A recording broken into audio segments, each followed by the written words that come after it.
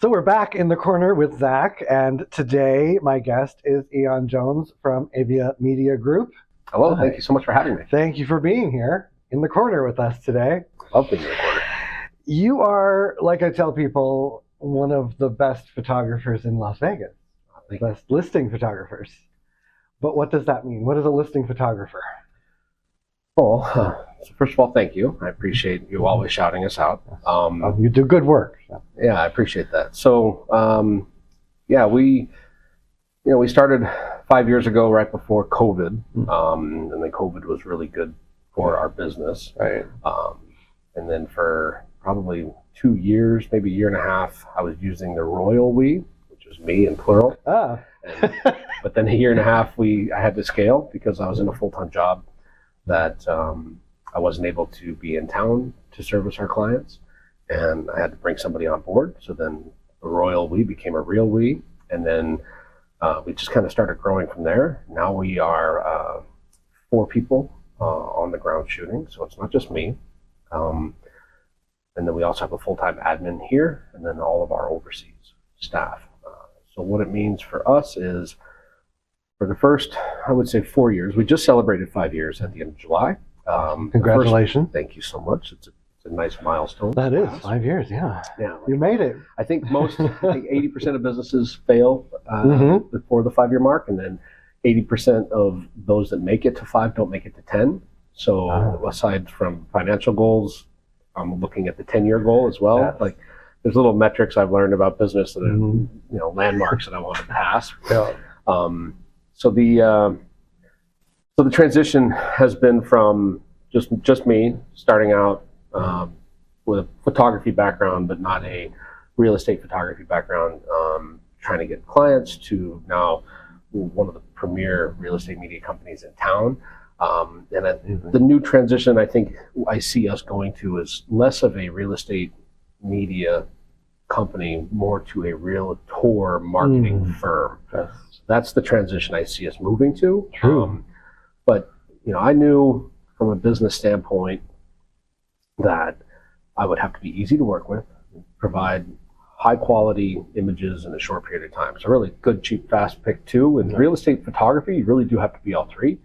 We're not the $99 guys. Right. So some people think that we're greatly priced, and some people think that we're not, and that's okay, because we don't want to work with everybody. But to be easy to work with, I've been building systems to provide everything for realtors.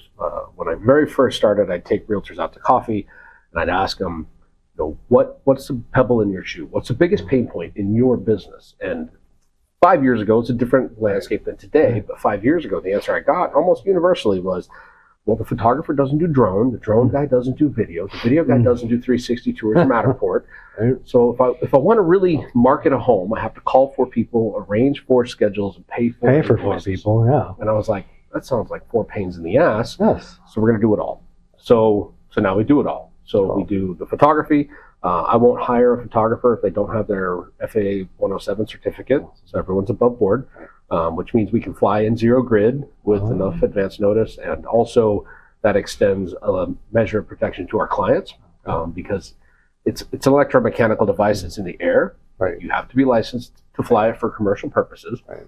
And if something happens and I'm not licensed, but you hired me, let's say I fly that drone into a Ferrari, guess who's liable? Because you hired me, the unlicensed pilot. So that's good to know. Everyone has to be licensed, and then we do everything else from the 360 tours, the Matterport, Zillow Home, virtual staging, floor plans. We have a huge suite of marketing materials for realtors to promote their listings and elevate their brand.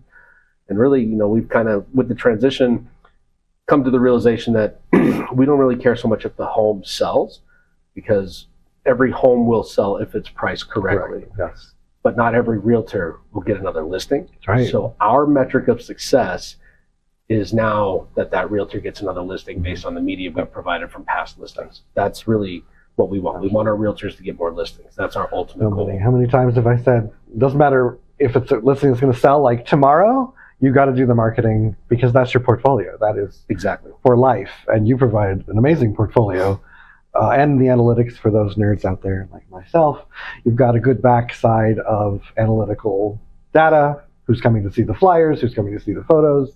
I loved that. I love to show my clients that. It helps to see that there is movement, even if there's no offers. So that's always good. You also mentioned realtor-centric instead of real estate. And I don't know about you, I've found, because I've been here for about 25 years in real estate, and when I got here, they were like using Microsoft Paint and Word and other things. And I came in with, Adobe Photoshop, and they're like, wow, this is amazing. Have you found, like, when you started, that the marketing or the photography was like light years behind what it should have been, or what you were going to provide? Not the photography so much. We came out pretty strong. I've always had, so my background was a fine art landscape photographer before I got into real estate. Okay. It just turns out I'm a bad salesman, right? So like the B2C didn't work. Right. I've created a phenomenal portfolio of gorgeous landscape images. I went on the art show circuit, and I just lost money because I'm not a good salesman. I have a hard time convincing someone they need to buy a $2,000 print to hang on their wall above their dining room table. And it's happened, but I just couldn't do Everybody's got their strong suits. Right. So that was the nice thing about getting into real estate photography, was it was now B2B instead of B2C. Right. And because I had a full-time job that paid really well and I was comfortable, I could say, well, based on the data that's out there, like NAR, Redfin, Zillow, like all these people spend money on surveys. Like based on the data that's out there, like these are the benefits of using our services. So use them or don't. Right. If you don't, I'll just move on to the next one. At the time, I think there were 16,000 realtors in Vegas. I think today there's 18. But it's just like, statistics don't lie. Right. It's just numbers. Yeah. Like realtors and even better homeowners will make more money using professional photos. Right. And that's just math. And you put the package together, which was not available. The drones, Matterport, all that. It came in together. That was very helpful. Yeah, and and I've learned a few things hard way. Got lucky with a few things. Sure. COVID was a huge piece of luck for everyone's industries. And yeah, but my big strong suit that I've come to realize is, as a business owner, like systems. Right. I think systems, and you're a business owner. Like, you have to have systems. So for me, I've just been trying to become a powerhouse at creating systems, and systems for my business, systems for training, systems for HR, systems for like everything. Everything I can systemize, I can just let the system work, and then that'll allow me to focus on getting more business, which every business owner should be focused on. So much success in the systems. Really. So you were a landscape photographer before. Is that how did you get into all of that? How did you become a photographer? Yeah, it's just, I don't know. I think most photographers kind of start off with the idea that, hey, this is a really cool gadget, camera, and they just fall in love with the process. And then, it's a pretty expensive hobby. There's one lens will cost you $2,500 for a good one. Right? So, there's $15,000 worth of gear in my car right now. And that's just what's in my car, not what's in my house. Like it's really expensive. So a lot of photographers, when they start to get better, they think they have an eye. They're like, okay, I need to monetize this. So this was a big thing for me, to be honest, because I see still a few photographers in town doing this. They're like, okay, so I'm good enough. I need to start charging money so I can pay for all this gear because I want better gear. Right. So I'm gonna become a photographer. I'm gonna hang my license. And most people are just sole prop. They don't even have a license. I'm gonna do this for money. And I'm gonna specialize in babies and headshots and portraits and food and weddings and quinceañeras and real estate and cars and everything. Food. Yeah. And I'm like, well, okay, now you're specializing in all these things. Well, that's not really specialization. No. So that was a huge key for me. It was like, I'm just doing real estate. Amazing. So then that focus, I really truly believe that the power is in the niche, and I think it works for realtors as well. Yes. Like, there's commercial realtors and there's residential realtors. There's property managers, and there's luxury realtors. Like the luxury realtors don't do stuff under $700,000 because it's just not worth their time. Right. And time is a super valuable commodity that I'm a big believer in conserving and using wisely.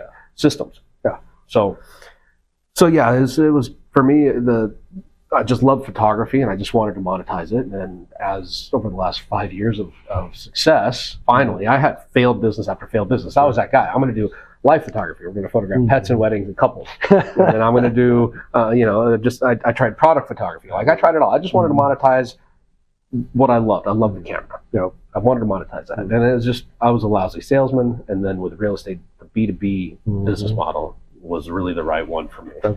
You're a great example of like all the things I talk about all the time in coaching. Awesome. Yeah.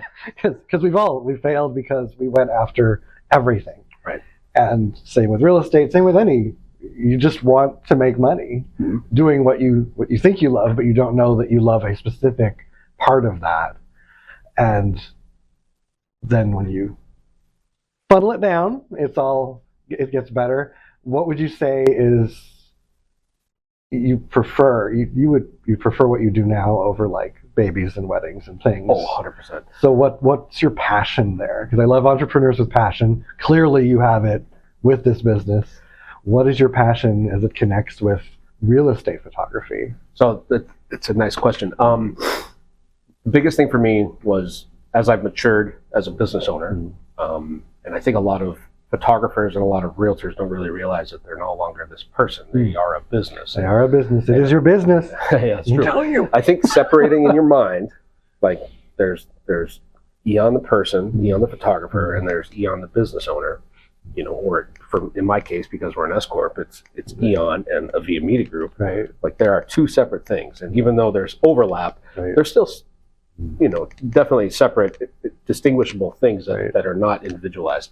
And based on all the failure I had from all the other photography I was trying to monetize and be passionate, just want to make money from the camera. Right. All those failures got me into the systems. And my big thing now, my passion now, is not so much photography, it's more business.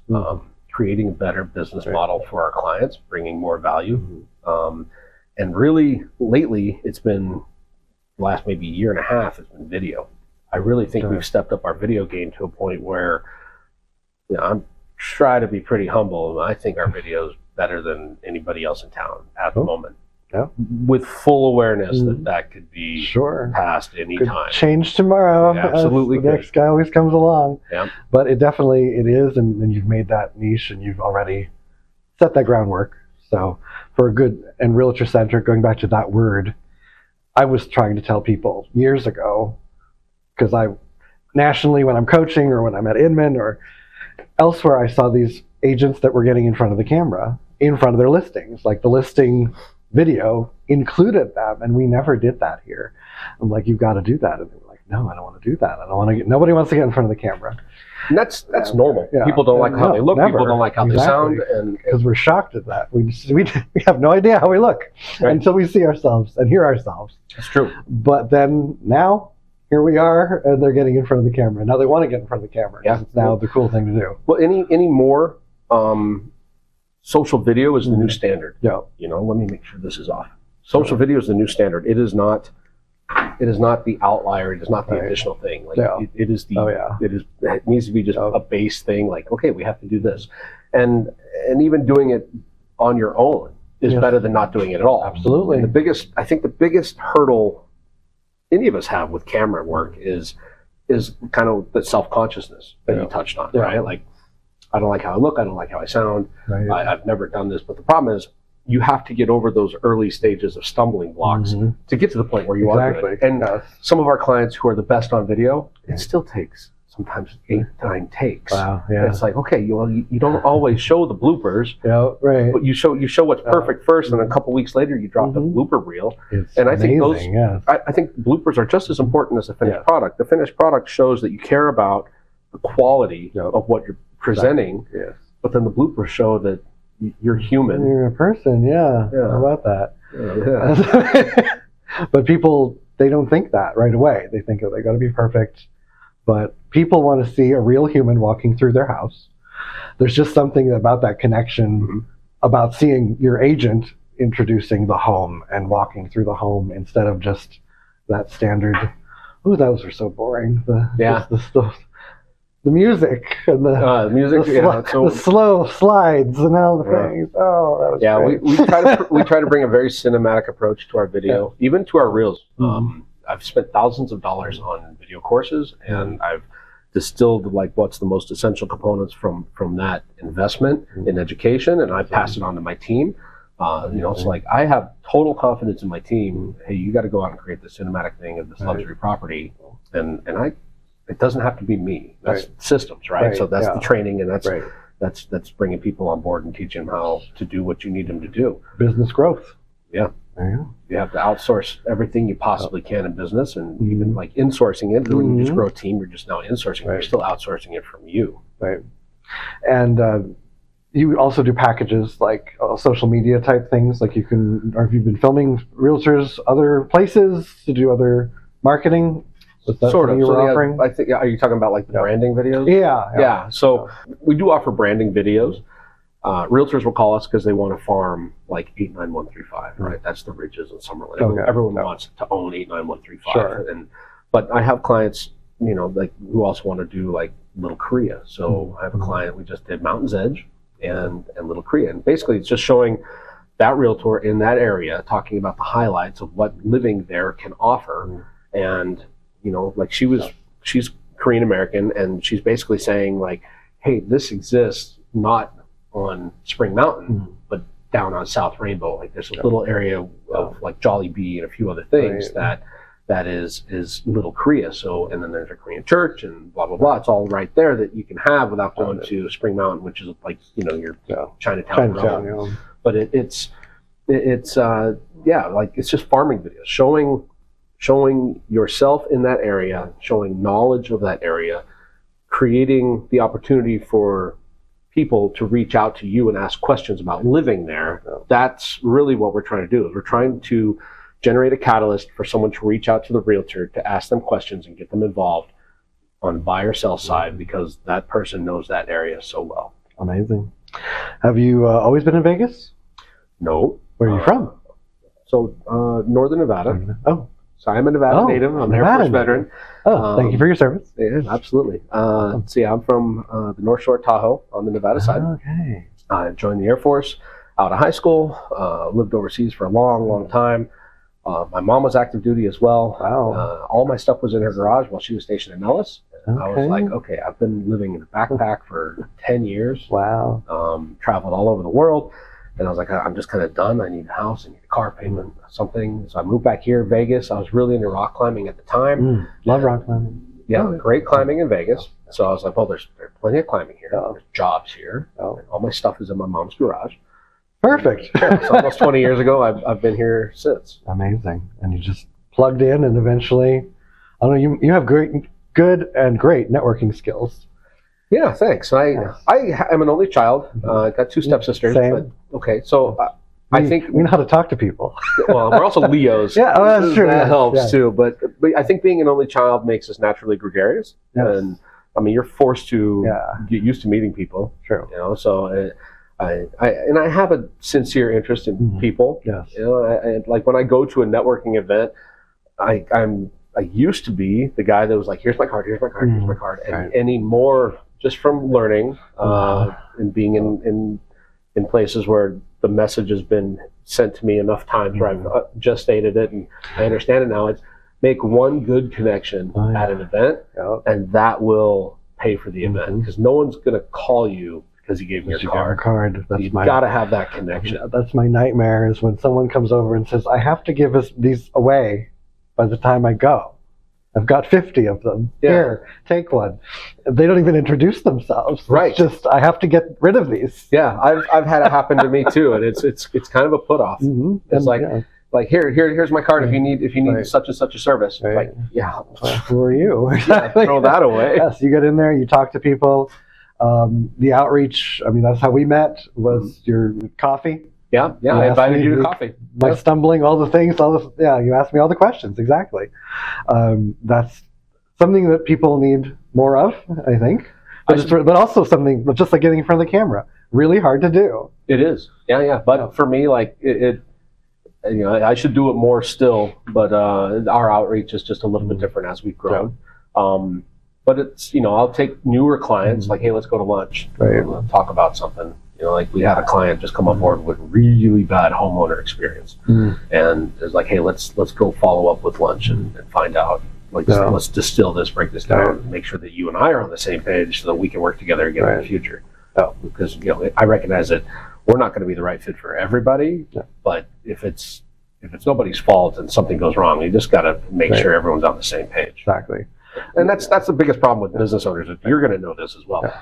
The business will be the business. Right. You just have to put out fires. And the bigger your business grows, the more fires you got to put out. It's like if you're in real estate and you become a team lead or something, get used to putting out fires. And there are days where I'm just like, I want to fire everyone, all my clients, and except like the top 50, fire my team, and then be like, I don't have to deal with any more fires. But it's, to be fair, we're entrepreneurs, right?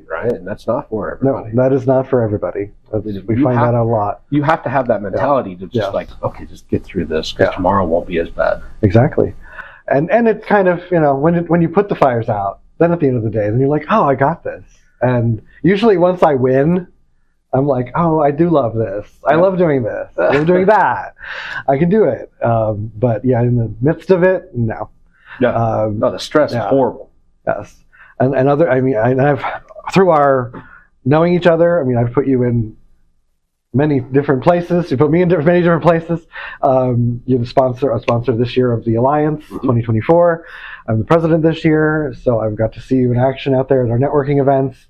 And it's just a great example because some folks, I connect them, and it's nothing. Like they're like, well, I didn't get anything. I'm like, well, what did you do? And you got to do a lot, and that could be pretty scary. But it's all about you join the network and you reach out to the network, and that was how we met. I think it was initially you were on the Alliance roster. Yeah, you were the only person on the roster that called me, and I joined as a member, and then you called me, and you were one of the few that wanted to genuinely connect. Yeah, because I called everybody because it was a small group. I was like 15 maybe. Or 20 at the time. Yeah, it wasn't that hard to do. No, and I even reached out to other affiliates, like loan officers and stuff. Like, hey, this is who I am. I see that you're part of this new startup thing called the Alliance. I wanted to reach out and introduce myself, and zero follow-up. So I was like, okay. Yeah. And that's what I say when people say, should I join? I'm like, yes, but you have to do X, Y, and Z if you want to get what you're telling me you want to get out of it. And I use you an example. I use me as an example. And I join something, I call all the members, and you get those. And if you get one out of that 15 or 20, you have done your job. Right. You've made your subscription back, probably. And more. And more. You just have to do the work. Yeah. That's the thing that I've come to realize with businesses.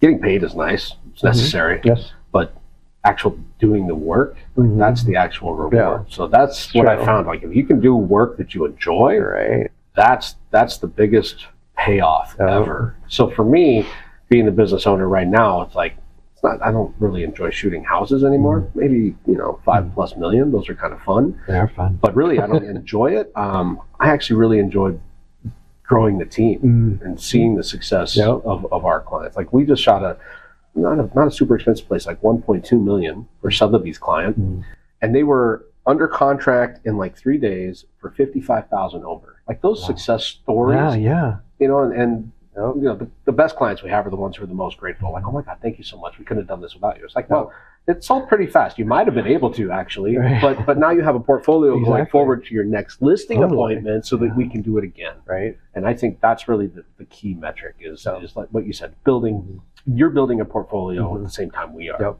Yeah. So whether it's a condo, it's a townhouse, because when I see a condo listing with the cell phone photos, I'm like, no, you just had an opportunity. Yeah, it was $100,000. It was $300,000, but you had the opportunity to show the next client, the $1 million client, that I even do this for condos, right? And I do it for everybody because I treat my clients equally as we're supposed to.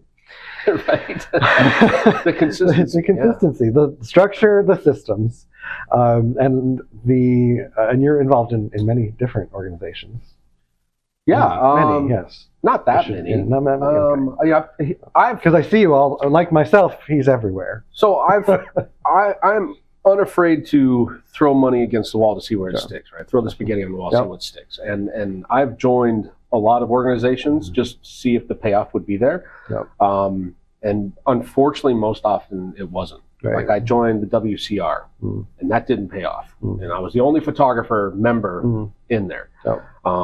I joined the Alliance on the initial go, and there was no payoff. And when you guys came back around 2 years later, like, hey, we're doing it again. I was like, well, here's why I'm hesitant. I'm not really willing, because I did I did everything I was supposed to do, sometimes twice, and it didn't yield any fruit. Like, like you guys need money to have these opportunities for realtors, but the sponsors need to have a return on that investment, because it is an investment. So, like with WCR and the Alliance, it just didn't pan out. I joined VA rep. I'm an Air Force. I'm a disabled Air Force veteran, and like that yielded no business. So for me, it's not about.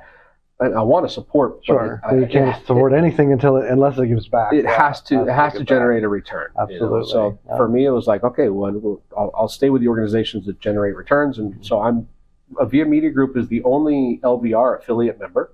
Oh, okay. Which surprises me. Wow, that is surprising. Yeah, we have about 40 competitors in town. I didn't know that either. And the affiliate membership is not expensive. Why are we the only affiliate member? Now, there's another like sub membership that you don't have to pay for, but you have to give LVR members a discount. There's a few photographers in there, but it's like, this is the organization for realtors in Las Vegas. Why are more of my competitors not part of it? I don't get that at all. Exactly. But it's mindset.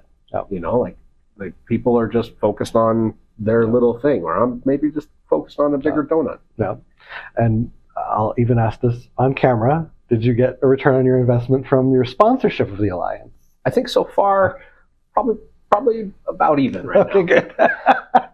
Good. Which doesn't make it a bad investment. But you got something, so at least there was something there. But yeah, it hasn't broken even there yet. one of my superpowers though is playing the long game. Like, I do know that if let's say I haven't made the equal return on the investment yet. If I get one client, that client's a repeat client. Correct. Yeah. Almost, I'd say 95, 98% of the time, people are happy with what we do.